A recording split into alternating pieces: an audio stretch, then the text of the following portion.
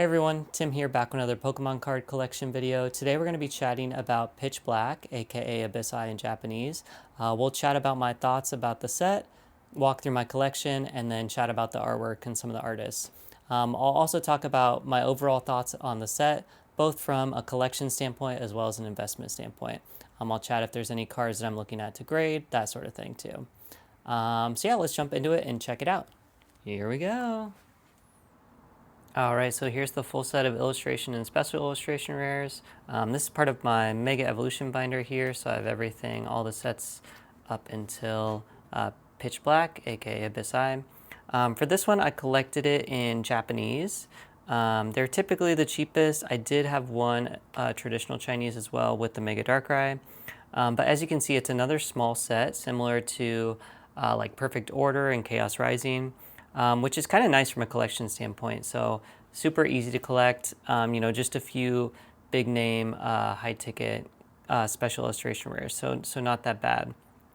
But yeah, let's jump into it. So this Zarude here, this is the ETB promo in English. Not my favorite artwork, but yeah, Zarude is a mythical part of that movie as well. So some people probably like Zarude out there. Not my favorite though, and yeah. Next, we have Fomantis here. This one I actually really like. This is done by Jiro Sasuma, I believe is how you pronounce the name. So yeah, really great artwork here, really cool flowers and everything. And yeah, this artist also did some other ones, including like the Piplup in Phantasmal Flame. So really great artwork there. There's my cat that walks by, of course. But yeah, really like that artwork. Might be looking to grade some of those copies in English. We'll see just how it goes, but yeah. Next one here, we have the Armarouge. So this one is another, I think this Pokemon will actually increase in popularity with the anime, so we'll see where this goes. But yeah, I actually really like this artwork as well. Next we have the Goldeen here. This artwork is done by Jemmy. So yeah, I like this artwork a lot too. Gen 1 Pokemon, so this is great. I probably won't be looking up or trying to get copies of this to grade, but I still really like the artwork, so yeah. Next one here, the Primarina. Not my favorite Pokemon overall, but I do like Satoma, I believe is how you pronounce the artist name. So they did like the Fennekin from Chaos Rising, if you remember from the last set. But yeah, I like this artwork. I probably won't be picking up any copies to grade, but still nice artwork. Manectric here. Another good artwork. It's a little bit, abstract for me. Like the more detailed backgrounds and illustration rares, but still pretty cool. Slowbro. This one's probably my favorite illustration rare out of the whole set.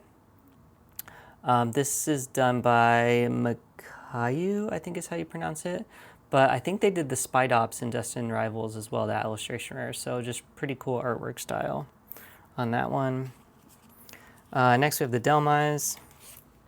This one's cool. It's got some cameos. There's like a Shuppet in the background there. So yeah, cool artwork style as well on that one. Next we have the Thievul, I believe. This is Jerky. So Jerky did like some of the more abstract ones, like in Ascended Heroes. They did this whole Dreepy line, and then this one, from Prismatic as well. So this is Jerky. So yeah, I really like this artist. This card, take it or leave it, not my favorite, but I do like Jerky. So yeah, I'm sure there's some Jerky fans out there too.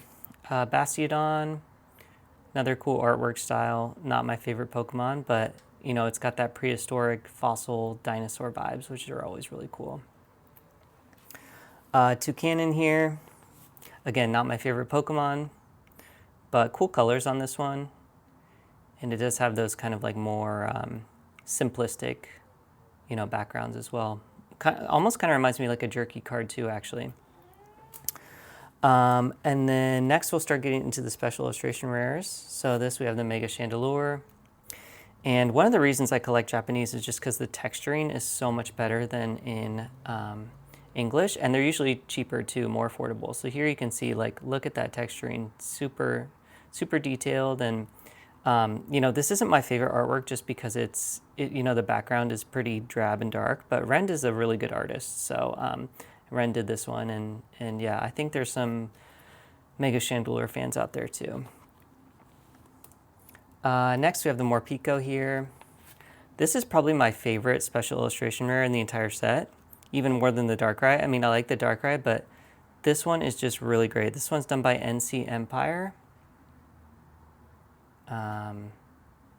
Yeah, this one is great. Look at the texture on this. It's just wild. Yeah, super cool. It's like this is the glossy thing here, and then you get like the more chunky texture there. This card is really cool. I'm definitely going to be looking to grade extra copies of this. I collect PSA 9s and then sell PSA 10s, so hopefully I'll hit, you know, a 9 and a 10, so I get to keep one for the collection as well. But yeah, that is probably my favorite card in the entire set. Cool. Next we have, you know, kind of the main hit of the whole set. This is the Mega Darkrai, done by Akira Agawa. And this one also, the texturing is really cool. This is traditional Chinese. So, you know, the sets are pretty similar in release date to Japanese, just a little bit after.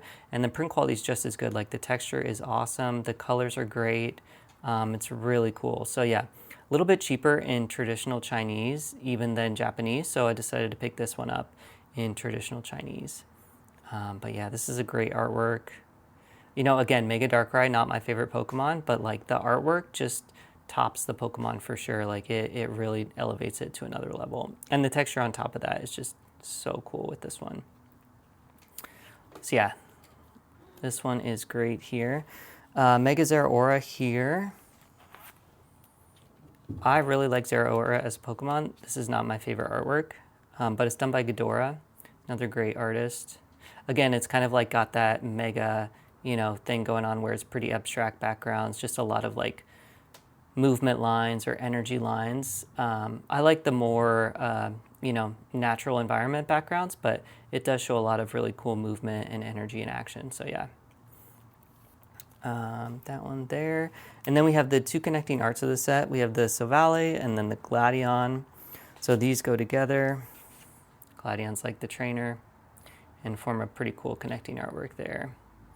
So I don't normally collect trainers all the time, but if there's a connecting artwork with the Pokemon, like definitely have to pick it up. And these are so cool together. This one's done by Dom. So yeah, these are both really great. And again, pick these up in Japanese, and the texture on this one, I have to show it off. They do really good with like the sunlight patterns on these. So yeah, pretty cool.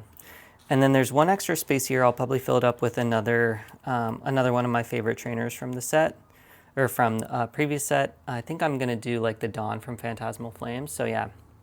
Yeah, but what are my overall thoughts on the set? I think it's good. I like it. I really like the special illustrators, the Morpeko, the Mega Darkrai.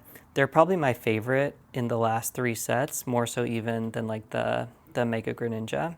I do like the illustration rares and art rares in Chaos Rising a little bit more than Pitch Black, but you know, they're still pretty good. Like I think there's still some that I'll look, you know, for grading plays as well. So I think it's an overall good set. If you're looking at picking some up sealed for like investment purposes, I mean, totally depends on the price point, but anything around MSRP or below, if you're holding for, you know, 2 to 5 years, I think is a great play. Yeah, it's just hard to go wrong at those price points. And if you're patient, you know, that's when it really pays off. So yeah, we're kind of in that summer lull, but if you have, you know, the time and patience to wait, I think it's a great opportunity for sure. Same with Chaos Rising and even Perfect Order for that matter. I think out of the three sets, they all kind of like go together. They're very similar in my mind. I think I like Chaos Rising the most out of it, just with the illustration rares. But you know, they're all good. They all have like one really good chase. Like I love this Meowth from Perfect Order. So in that way, I think this is like a really strong set. Has some really strong chases here too, even though it's a smaller set. So yeah, hopefully you guys liked that video. Quick one here. Just wanted to share my thoughts. Finally finished up this collection. Took me a while to get in this traditional Chinese version to complete it. So yeah, I was finally able to do that. But yeah, if you guys liked it, please consider liking, commenting, subscribing. And then if you're interested in more binder walkthrough videos, I do have a whole playlist on my channel that has everything in there, everything from vintage to more modern, Ascended Heroes, all those sorts of things. So yeah, catch you guys next time, and thanks for watching. Cheers.